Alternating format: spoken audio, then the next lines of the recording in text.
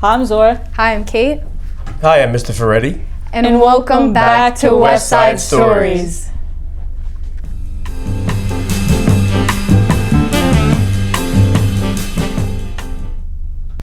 Today we are welcomed by Mr. Ferretti. So, Hello. Do you want to introduce yourself to everyone? Hello, everyone. I'm Mr. Rick Ferretti, a social studies teacher here at High School West. What do you teach? No, he just Specifically, what specifically? Sorry. Well, specifically, generally now it's usually a couple of sections of APUS, and this year there's a Regents class, and I have seniors as well. Most of my career has been 11th and 12th grade exclusively. Okay. So, how did you get into your career of teaching? Well, basically the regular path, going to school and doing it. I did it at a later age, so I was 31, I believe, when I started the career. Just because I had done other things. Went to law school for a while, and then I owned a couple of small businesses. I guess I always had a thought of doing this, so it was one of the things that I wanted to do. Probably those three things: lawyer, small business, or teaching. But did you always want to be a teacher? What was the original dream? Actually, no. I didn't really want to be a teacher. I wanted to be involved in political science. So that's my degree. Run for office at some point, which is still not out of the question. Be involved in some way, teaching it, discussing it, analyzing it, maybe on television. I don't know, something involved in that area, not just history in general. Exclusively U.S. political history more. How come you didn't become a lawyer? I guess there was some family issues, I guess, that wound up infiltrating the process. There was, I guess, money issues, so it was expensive. And like I said, it's an avenue to political experience usually, but not always. I don't know the percentage, but I'm pretty sure in the 60s or 70% ratio of Congress is lawyers. So it's very often that one leads to the other. So that was a dream. I had an uncle who was a political person growing up. So from the time I was a little kid, I would go into these political rallies and political functions. And he was an attorney. By the time I was my age of 5, 6, 7 years old, he was already an established person. He just passed away at 84 years old a few years ago, so he was significantly older than I am.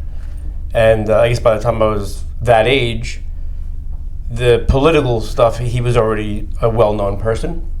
And then I guess as I went through my path, went to school, I wound up, I guess, sort of going in the direction of politics and government and that. But I guess I kind of wanted to keep away from the known commodity that he was. I kind of just wasn't into, I don't know, people knowing my last name and connecting it with someone else. So I kind of just laid low for a while. And long story short, I guess I was soured when I went into law school, and I think I told this to your class maybe. Possibly. I got a call from my uncle's office that I got into law school. So I didn't get the call from the law school.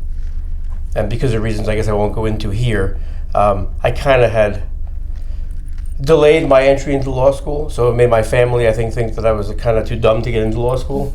And I guess Uncle Joe called on my behalf, got me in, and that kind of soured me from the beginning. So I guess what I was trying to avoid ultimately happened without any request of my own. So I went for a semester and then bailed and went into teaching immediately. What would you say is your favorite aspect of teaching? Well, I know I'm kind of a juvenile. Look at my shirt. But honestly, it's not my favorite part. My favorite part is what I teach. So at this point in my career, I guess what I'm about to say is probably not true. But I always joke that if I was teaching global or something beyond U.S.-related politics, I might find another career. I got to be careful now because as the years go on, you could be in your 27th year, they make you teach global history, and I'm not going to leave. But I'd be sad.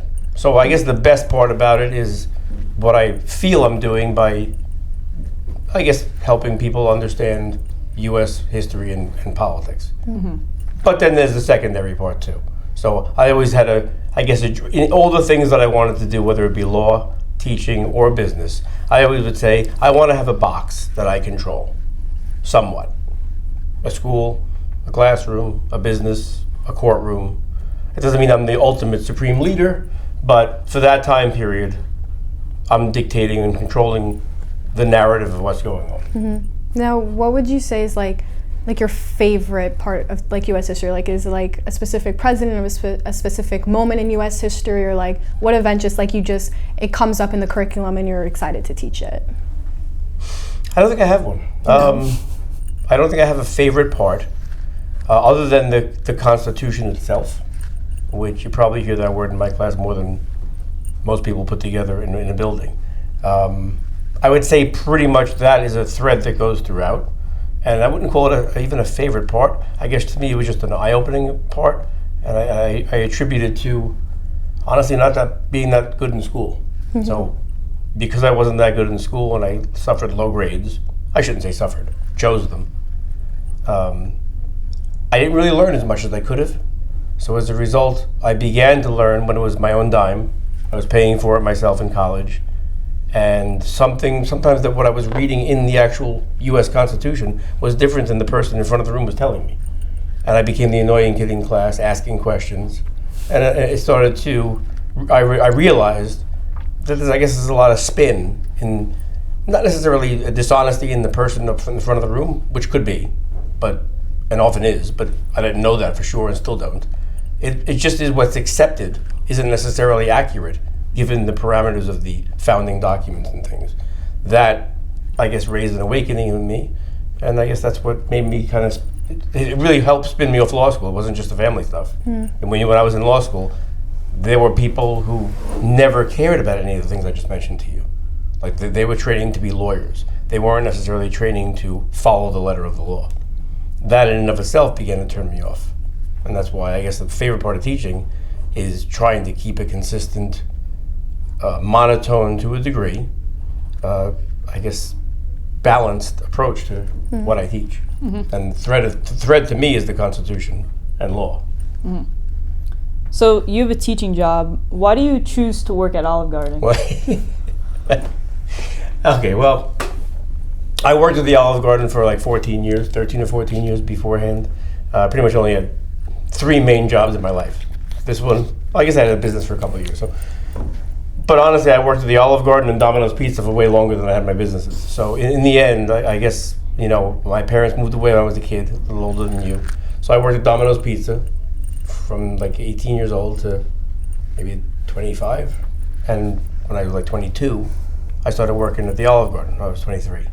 So I worked at both jobs for a while. I went to school. But then I left the Domino's, went to the Olive Garden. Olive Garden was one of the first companies ever to give you health insurance if you worked like 28 hours a week. Was it the best health insurance? No, but they gave you health insurance. And I always appreciated the company itself and how they did things. So I stayed there all through college, law school, into my teaching. Like 21 years ago, I was there still, my first year or 2 here. I was still working at the Olive Garden just because I liked it. And it was nice to go in and never really care what you earned. It was no longer how I made my living, so I just stayed there. I use it in my teaching. You see the pins in my classroom, but the pins are always there. It's not just because I'm there. And I guess whenever my kids would go to school, I always said, if I need to make a little more money, I'll go back to the Olive Garden. People will say, why don't you coach? Why don't you this? Why don't you that? I don't want to coach. I coach tennis. I like tennis. That's about it. I don't want to coach a sport I don't want. So 2 kids in college. The long story short is I wanted to go on a cruise. I just got married a few years ago. So my family, the 2 stepkids and my wife and my own, we never went on a 6-person cruise. But my daughter just started college, and the truth is it was going to be hard to book a cruise for 6 people and pay for 2 kids. So I decided to calculate what I need. I booked it. I went to the Olive Garden. I got hired, and I was going to work until I paid it off. And I had figured it would take a year. I paid it off by August. And by August, I said, well, I don't know, I kind of like it. 5 people that I worked with 25 years ago were still there. So I saw my old friends. They let me work whenever I want. I don't care what I earn. And it keeps me a little thinner. I burn like 4,000 calories and I make some money. So in the end, I'm still there. Every time I think I'm going to leave, I stay. And I just booked a cruise over the weekend, actually, again, which will keep me there another year. So I said to my wife afterwards, well, I guess I'm at the Olive Garden another year. So Here I go again. After my daughter graduates, I'll probably leave. Okay. I think the first thing I noticed when I walked into your classroom in the beginning of the year was the way you have it decorated. It's very different than what you would traditionally see in like other classrooms. I mean, warm lighting, a lot of superhero figures, a lot of like stuff that like shows like what your interests are. So do you want to like go into the background of why you have your room decorated like that? Well, I find schools ugly. That's number one. I guess number two is I'm a bit of a pack rat, or hoarder, some would call. I don't like throwing things away. I wouldn't call myself a collector, believe it or not, because to me a collector saves them and then sells them and trades them. And I don't play with them. I don't trade them. I just look at them. And over the course of my life, I guess I've collected a lot of stuff. And I guess when you have families, and I don't want to bombard my family everywhere with action figures in the living room. So the classroom was ugly, and they gave the classroom to me like in my third year, which was not normal. So I had this place to put stuff, and it was ugly. So I started bringing in posters and things, and I guess eventually kids started commenting on them. At first, I remember they were just kind of like magazine covers of magazines I collected and stuff, historical ones, and then I would throw like a Star Trek cover page or something in a poster, and people would talk about it. And I wind up often, it reminds me of things as I'm teaching, and then it just became, I guess, a thing where I would just bring more and more stuff in. The desk became a thing because the desk, I was throwing it out. So I asked Mr. Ebanks, who was AP at the time, could I bring this here? So he said, sure. He said he got it approved, and then I brought it in with a bookshelf, and it became like an office. And then that's, I guess, eventually, because I got the room at such an early time, I never got a cubicle.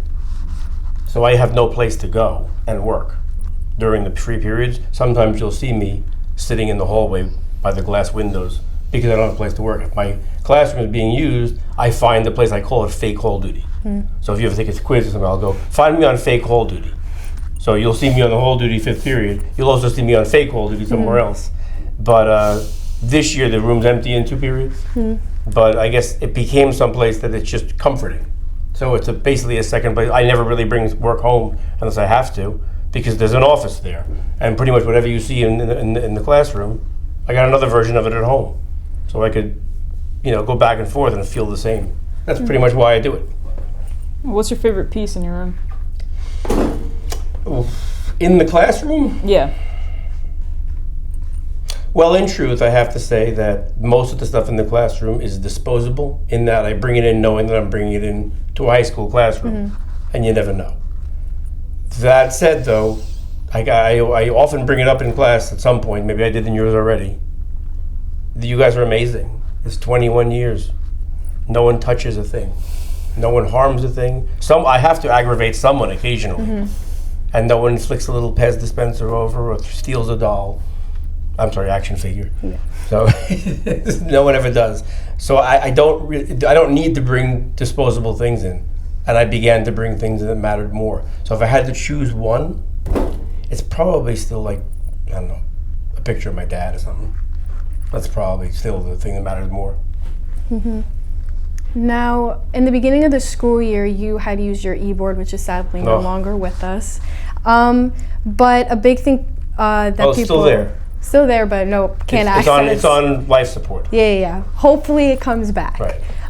But a lot of things people would talk about is how you would have your personal events mixed in with the regular, school day, what we'd be learning in class. Yes. So would you want to explain why you have it like that? Sure, I could explain that. So essentially when I first started, and again, I feel like I might have explained this in your class, but I'll explain it here. When I first started, they made us, as a new teacher, do an e-board.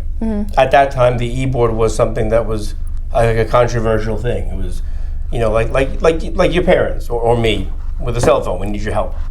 So I was the new guy, and the e-board was the new thing, and all the old teachers didn't want to deal with it. It's technology. They want to use a calendar like on paper.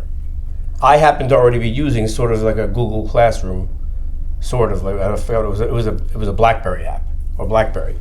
And so I was keeping an online calendar, at least in my head it was online. So when they made me use the e-board, I said, well, I don't want to do two different things, which is why I'm so miserable now, because I don't like scheduling things on a calendar like Canvas. So now I'm back to using two different calendars. So I just decided to incorporate everything onto the e-board. And I don't find myself doing anything that I'm embarrassed. Well, I guess I probably should. Things like Star Trek meetings are things that probably are humiliating to most people, but they're not to me. There's nothing in here that I find that I do that's inappropriate, that a student can't see. It just might make you giggle. So I wound up just scheduling everything on there, and it's easy. You go to Google, it pops up on my phone, and the first thing I see is a calendar. So that's why I used it, and I'm not embarrassed by anything that I do, so I post it. Okay. No, oh, me? That's pretty much it. Yeah. I know people think it's weird. People talk about it. The teachers are, why do you do that? I'm like, why would I care if they know when I'm going to the dentist? I don't care. So that's why I do it. Now we're going to enter our student-based questions. So people submitted on the form that you saw before. They submitted a bunch of questions that they wanted to ask you. So, okay. What is it, like a magic box or something that you need? No, yeah. So I'll start off by reaching in and asking one of the questions they submitted. So this says, why do you do what you do, and what do you least enjoy about your job? I guess that means teaching. I guess I kind of already answered that. I mean, why do I do what I do? I like it. I mean, I guess I have 9 years left. I'm not sure I'll retire. I do it because I like it. And honestly, the biggest part of it is I feel like I have 50, 90, or 100 people in front of me that I think need help. And I don't mean physical help or like intellectual help even, just knowledge help. There's too many people that just don't know enough, and you're going off into the world to be voters. And I feel as if there's I don't call it misinformation. I often call it lies. There's just too much information that is wrong. And I feel like I have an obligation and a desire to set the record straight to a degree about what is reality and what is fiction, and what is, I guess, offer you a choice of you could choose the fiction. Actually, I don't mind if you choose the fiction, but you should probably be aware of when it's fiction.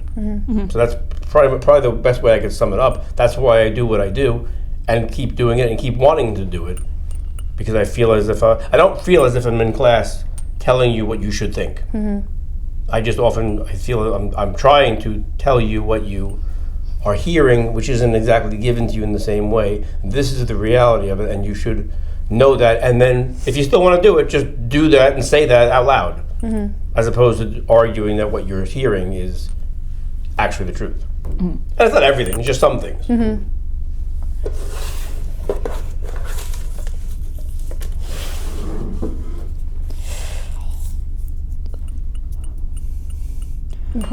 What fire/explosion were you running away from in the picture on top of your drawers?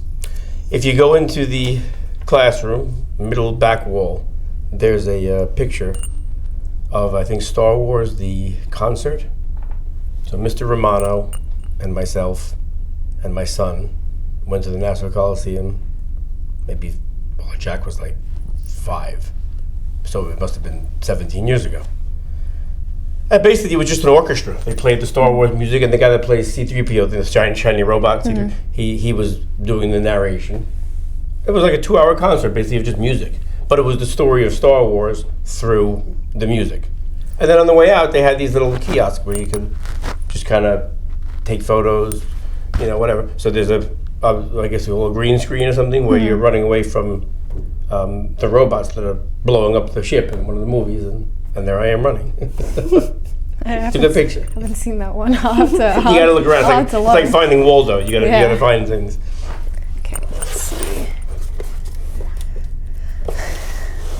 Oh, this one says, how do you feel about your e-board shutting down?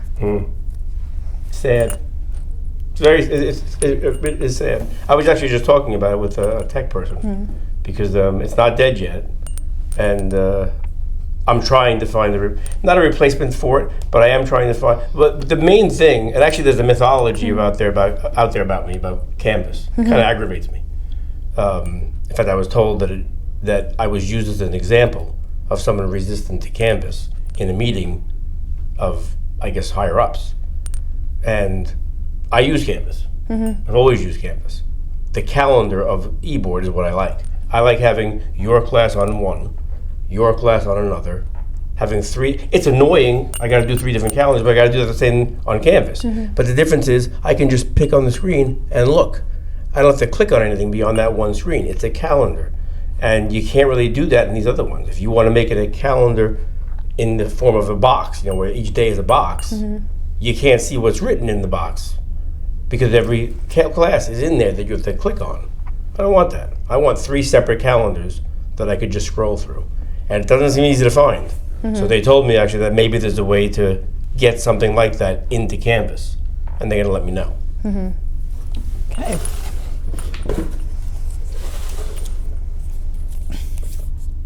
What sparked your love for Star Wars, Star Trek, and other nerdy things? What sparked it? I don't know. Probably my interest in history, which may sound bizarre, but Star Trek is it's a direct historical reference. So I guess since I was already young, gravitating towards the political arena through my uncle. And it wasn't just him, I got my parents to his rallies and stuff. But that, I guess, sparked my interest in Star Trek. So if I had to simplify it, I would say my older brothers. I have 3 older brothers, and we'd watch TV together. I would be 3, 4, 5, 6 years old. They're watching Star Trek on a Saturday night. I guess I was the baby child, so by the time I was 6 years old and should be in bed, my parents were kind of evolved past a bedtime. So I'd be up at 11 o'clock at night watching Star Trek with my brothers. And I guess it resonated with me. I didn't really connect it at the time to a historical. I can tell you my first episode ever that I watched, that I can remember watching, had Abraham Lincoln in it, where they find Abraham Lincoln in space. And they bring him in, and then the Klingon character has their version of Abraham Lincoln, like an historical perspective from a Klingon point of view. And it's a ridiculous episode. They battle each other or something like that. But I remember Abe Lincoln in Star Trek, and that was a memory. And then I'd watch more episodes, and then as the 80s rolled around, and I turned 10, 11, 12, 13 years old, I understood it more, and I began to gravitate towards not only the concepts, but eventually the characters. So by the time you got into the 80s, these people had been around for 20 years or so, which at the time seemed like an eternity. Now it's 60. And you started to see a relationship between the characters, behaviors of the characters, that you could juxtapose directly to history. You could juxtapose to law, right and wrong, moral arguments. And to this day, probably the best episodes and movies are the ones that have the character connection, sacrifice, stuff like that in it. Doesn't really have much to do about the politics, other than the fact that you have an obligation to do something that you swore to do, but you actually might violate it for the person sitting next to you who matters more. But in the shows, the overarching compelling thing, which Marvel, by the way, connected to as well, is what should happen to you afterwards. Because I think we're in a world, going back to why I do this for a living, where we seem to convince ourselves that if something is common, or we all think something, and it's usually considered wrong, that if enough people do it or agree with it, it's somehow right. Whereas we could just admit that sometimes we do wrong things, or even occasionally it's okay to do a wrong thing. But instead we have now convinced ourselves that it's right because everyone wants to do it. And that show tended to have the attitude, like Marvel did, and no, you still get punished. Something bad still happens to you because you got to keep that discipline in place. But we understand why you do it. The classic example is I always use like Captain Kirk and Abe Lincoln as an example. Abe Lincoln maybe did wrong in the way he conducted the Civil War, but in the end, he kind of knew it. And when he did it, not that his killing was as a result of that, that was not what I'm talking about, but the fact that he did some of the things, or certain people do certain things, the punishment that comes to them, or might come to them, they seem to be aware of. And Star Trek connected to that. And by the way, the newer Star Treks now don't seem to as much. They seem to connect more to the philosophy I'm talking about now that I don't like. which is, it's okay if everyone does it. So, and Star Wars was just something that was an offshoot. It's not anything like Star Trek, but it's just cool, and it's the ultimate hero's journey. In fact, that's what I believe Rashuda, does he still teach it? Who? Rashuda, I think there's a class that he teaches called Hero's Journey. Yeah, he does. Yeah, that's largely with Star Wars. It was Oh, this one says Team Xavier, Team Magneto, and why? oof. I'm gonna go, I gotta say Xavier. Yeah. I mean, I guess he seems to be the good guy, plus Captain Picard plays him. You know, Patrick Stewart is also Captain Picard. Then I guess I tend to gravitate more towards well, I guess Magneto's not dumb. He's smart too. But I guess I would gravitate towards the smart people, the intellectuals that seem to want to do right. I guess like Iron Man is smart. So is Deadpool. But one's kind of weaselly and one's kind of not. So I guess it's got to be Xavier for sure. Do you know who those people are, Zoya? So I agree. Like, no. But I it's agree. okay. Magneto was always like doing things he shouldn't have been doing. Yeah, he's the bad guy. Yeah. But he's a good bad guy in that you could tell. He wants to do good, but in the wrong way. That's why, you know, all my life growing up, Marvel was always said to be the better one. Guys like Mr. Romano, and I'd make fun of them, quite frankly. Like, it's comic books, so it's ridiculous. But when the movies came out, I'm bad at, like, cartoons, comics, and what do you call the anime? I can't get into it. When they put it on screen, I knew what he was talking about, because I guess DC tended to be not done as well. Marvel had a complex character usually. I guess Batman, that's why I say Batman is the best DC guy, because he's got that darkness behind him. Yeah. Marvel has a lot of that. It's kind of like Dexter, like how he wants to do good, but he does it like bad. Like he In kills the wrong killers, way. but he's a killer himself. Well, now that's a perfect example. I know you have timing issues here, but that's something that's probably a direct reason why, when you say why I teach, those shows that you're talking about, like Dexter, the original, you're going back to now 2003, 4, 5. That's a long time ago. It's pretty much my career. Yeah. At that moment, I was very conscious of a dysfunction forming in the United States and in the world. Every TV show that was streaming, everything, was about somebody bad that you're supposed to like. Like when I was growing up, The Godfather was somebody who was bad, and you liked him anyway. I didn't like him. Everyone loved that movie. I'm like, this is a terrible person. I want nothing to do with him. But for some reason, but that was the only movie. Everything else was pretty clear. Rambo was the good guy. He was the one maybe who was abused or forgotten, but he did good things. Rocky did good things. Luke Skywalker did good. It was good versus bad, and they made a judgment of what was good and what was bad. Sure, could you have the discussion about why Darth Vader has some points? Sure. But in the end, you just don't cross that line. 20 years or so ago, Dexter, I remember there was a show called Nurse Jackie, The Sopranos. Sopranos probably started it all, where you were supposed to feel bad for the bad guy. And it created a world of the gray area. And now I see in my life 30, 40, and 50-year-old people, and certainly some of the young, although I have to say you guys, in my view, are getting it better than the older people. I think you're seeing what I'm talking about. The people in my age bracket, they would argue with me. And a lot of them now are twisted. They think things that are good are not good, and things that are bad are good. It's weird. It's weird to talk to some of these people at this point. And I believe that the entertainment system out there of stuff like Dexter, what's the other one? The teacher that sells drugs. Breaking Bad. Yeah, like. By the way, I looked that one up because I think he didn't have health insurance or something in Arizona. The Arizona health insurance system is very, very well done. Whatever was wrong with his son wasn't going to be avoided. But they just rigged the story where it's okay to sell drugs out of your basement as a teacher. I just don't like it. It glorifies bad behavior, and it seems to be rampant now. So, you're running for president in 2028? I've been running consistently since I turned 35, which is now 19 years. So before we end, would you like to make this your official campaign statement? Not yet. Not yet? I decided I'm not going to do anything political, and I don't even vote until I leave the career. I haven't voted since 2003. All right. Well, thank you for joining us today. Thank you so much. And Thank you for having me. For everyone who submitted questions on our Google form. Yep. And we'll see you next time. Peace out. This was fun. Thanks.